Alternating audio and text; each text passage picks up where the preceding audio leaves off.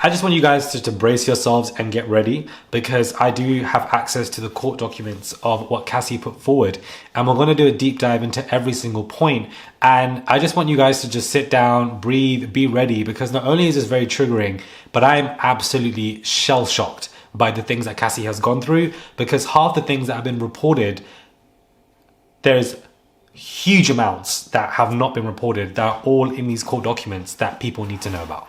Hey guys, that's Morali. Hope you guys are all doing well today. Back at again with another video. If you have not subscribed, click that button, guys. It is daily and consistent content every single day, fresh content, guys. Subscribe to the channel. It's one click. Send a super thanks. There's a $sign. Send whatever you want. I would appreciate it. Thumbs up. Comment down below. Let's get into this and not waste any time. So I want to read through these court documents and show some parts of what I am reading, but I really need you guys to listen to it attentively, because we are doing a deep dive into 25 pages of what Cassy has put forward. And guys, so much more has not even touched the surface in this court. Now granted, it's all settled, but I feel like Cassy was clever for doing this, because while she gets the money as she deserves, the world knows now a lot more about P. Diddy, and I hope the floodgates open. Okay, so let's get into this court case, which it has a trigger warning. What court document has a trigger warning? I would like to know. This is how wild this is, guys. Where do I even begin? Cassy and Combs in 2005, when she was 19 years old and he was 37. He signed her to his label Bad Boy Records, and within a few years, lured Cassy into a fast-paced, drug-fueled lifestyle and into a romantic relationship with him, her boss, one of the most powerful men in the entertainment industry. P. Diddy asserted complete control over Cassy's personal and professional life, thereby ensuring her inability to escape his hold. He provided unprecedented avenues for success for the aspiring artist, but in return demanded obedience, loyalty, and silence. Throughout their relationship, P. Diddy was prone to uncontrollable rage and frequently beat Cassy savagely. These beatings were witnessed by P. Diddy's staff and employees of Bad Boy Entertainment and Mr. P. Diddy's related businesses, but no one dared up to speak up against their frightening and ferocious boss. Following these episodes of horrific abuse, P. Diddy would immediately attempt to hide Cassy and the evidence of his violent rage. He often showered her with gifts following incidents of physical violence, a typical pattern of behavior by serial abusers. In addition to the physical assaults, P. Diddy frequently reminded Cassy of his ability to cause serious harm, whether by requiring her to carry his gun in her purse or by blowing up the car of a musician that was romantically interested in Cassy, Kid Cudi, as we know now. Adding insult to injury, P. Diddy used illegal substances and threats of violence to force Cassy into repeated unwanted encounters with male sex workers. And we're going to get into that in detail later on, guys. So please just listen attentively. At the VMA Awards the following day, Cassy's boyfriend at the time joined her and P. Diddy at the table. P. Diddy became very angry, telling her that the invitation was for her and for her only and nobody else and no other person. Mr. Combs picked up Cassy from her apartment in Manhattan in a blue luxury vehicle one day. Cassy was surprised when she got in the car because P. Diddy was drunk. He handed her a pill and told her to take it. When Miss Cassy asked what the pill was, P. Diddy dismissed her and told her that she would like it. She later learned on the pill was ecstasy, something Cassy has never before or tried or wanted to take. P. Diddy then proceeded to drive recklessly at very high speeds, high and also on ecstasy. At first, Cassy was given the prescription that Mr. Combs received from a doctor in Miami. Eventually, when P. Diddy exhausted his supply of pills, he demanded that Cassy procure a prescription from this Miami doctor in her own name. P. Diddy also became deeply involved in her personal life, with his personal staff attending to Cassy's day-to-day travel and other needs, including medical care. On multiple occasions, P. Diddy had Cassy's personal medical records sent directly to his email address. Wow. P. Diddy exerted ownership over Cassy. As another example of the ways in which he manipulated Cassy and ensured obedience, early on in their relationship, he asked Cassy what she called her grandfather. When Mr. Ventura said that she referred to her grandfather as Pop Pop, P. Diddy insisted that Cassy referred to him with that nickname, Pop Pop. Absolutely sick and twisted, because why would you ask her to call her your grandfather? Child, what? Diddy and Cassy were using drugs together in his home. One of his security staff barged in and announced that Suge Knight, a longtime rival of P. Diddy, was spotted in LA. P. Diddy began to get dressed, retrieved multiple guns from a safe, and ran out of his home to where he believed Mr. Knight was dining. Cassy became terrified and began to cry. On at least 2 occasions, P. Diddy demanded that Cassy hold P. Diddy's gun in her purse. Cassy had no familiarity with guns and was petrified that it would actually go off. There was no clear reason as to why P. Diddy required her to hold guns. Over the next decade, multiple times each year, P. Diddy would violently beat Cassy, leaving bruises on her body. After every instance in which he beat Cassy, P. Diddy used his money and power to orchestrate extensive efforts to hide the evidence of his abuse, including by hiding her in hotels for days at times to let her bruises heal. In one such instance after a party with Jay-Z, P. Diddy beat Cassy repeatedly in an Escalade, including by kicking and hitting her. He forced her out of the vehicle on 5th Avenue in New York City. She was eventually able to hail a cab and get to her apartment in Manhattan, where she cried in fear, realizing there was no one she could tell about what happened at the hands of this incredibly powerful man. She spent the subsequent 3 days hiding in her apartment. P. Diddy told Cassy that he wanted to engage in a fantasy of his called voyeurism. P. Diddy said that it would turn him on if he saw Cassy with another dick.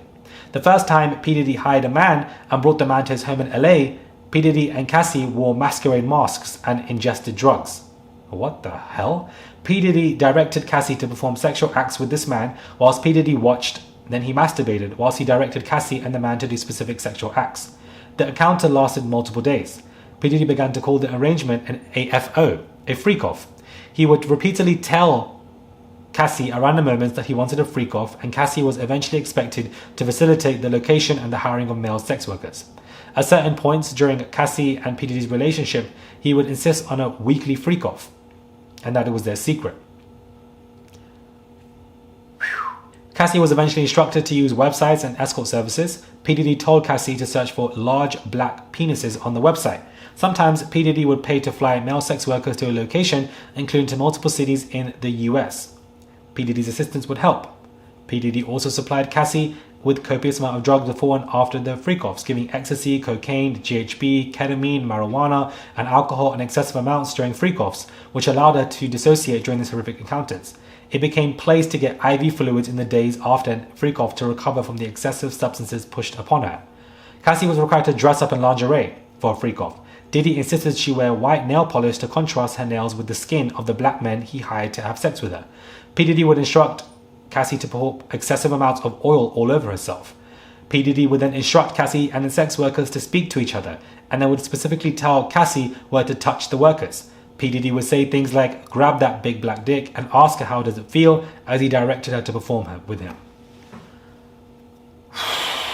Lord have mercy. Lord have mercy. This is insane. And we're not even halfway through. During the freak-offs, in addition to directing Cassy and masturbating, Mr. Combs would use his phone, laptop and tablet to film Cassy having sex with the hired workers. He treated the forced encounter as a personal art project, adjusting the candles he used for lighting to frame the videos he took.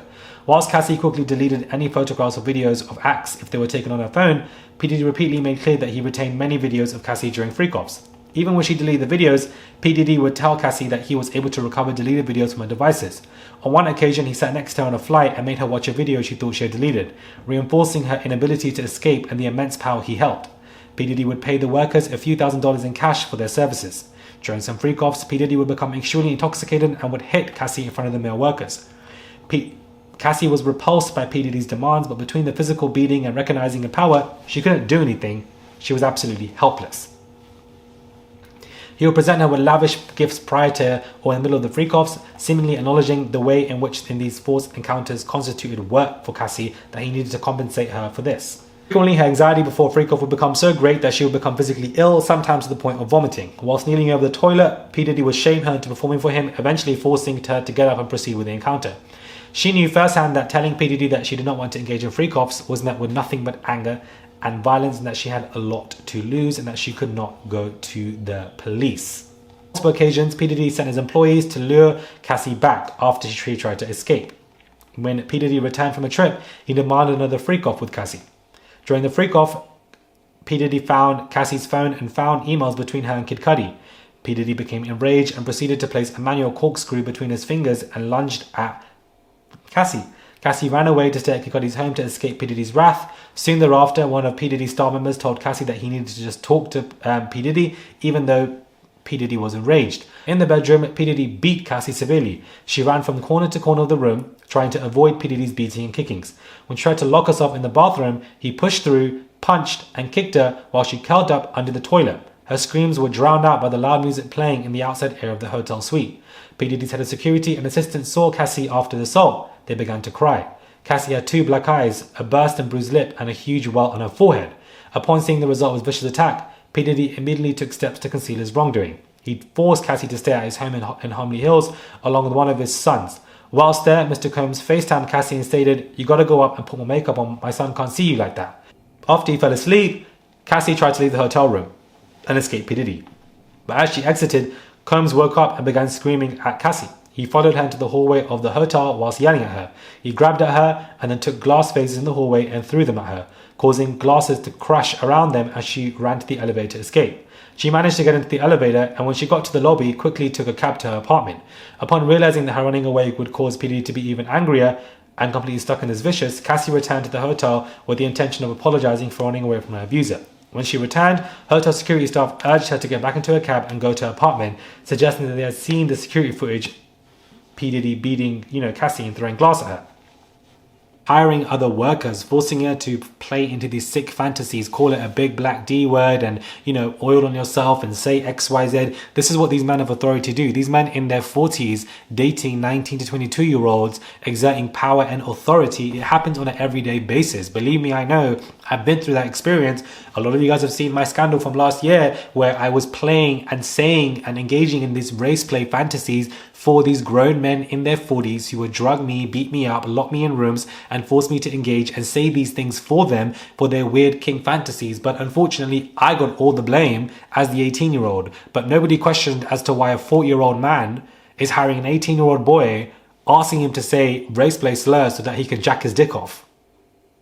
And that is very weird. So I can completely relate to what Cassy is going through, because it's hard to leave these people because they know where you are.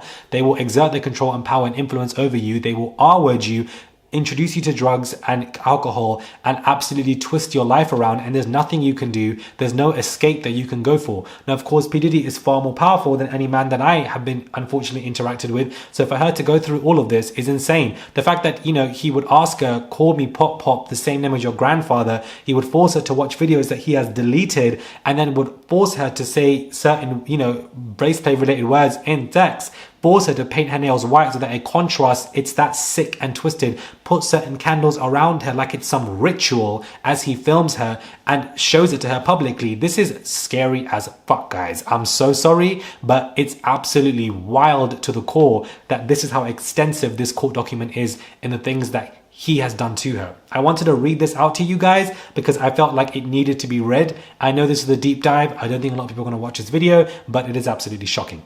Absolutely shocking. Let me know your thoughts are when it comes to this video. Subscribe to the channel, click that button, guys, for daily and consistent content, and I'll catch you guys soon for another video.